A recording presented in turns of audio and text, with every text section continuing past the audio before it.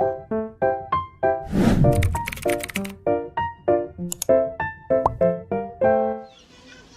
Welcome and welcome back to my YouTube channel, and for today's tutorial, ituturo ko sa inyo kung paano makita ang send request gamit ang Facebook Lite. But first, can you subscribe to my channel and don't forget to hit the subscribe button and the bell to notify you for my new updates. And if you want to learn more, just keep on watching and let's start. So for today's video, gagamit tayo ng Facebook Lite, yung kulay white. So i-open na natin. So pagka-open ng inyong Facebook application from homepage, click nyo lang yung friends na nandito sa may taas. So pagka-open nyan, lalabas na yun yung friend suggestion and your friends. So ang gawin nyo lang, i-click nyo lang itong see all na nandito sa gilid.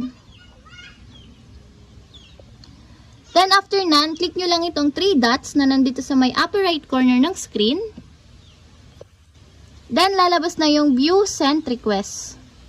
Click nyo lang siya. So, dito nyo makikita yung inyong mga sent request from past until now. So, yun lang. Ganun lang kasimple kung paano makita ang send request gamit ang Facebook Lite. If you have a question, kindly comment down below and don't forget to hit the subscribe button and the bell to notify you for my new updates. And thank you for watching!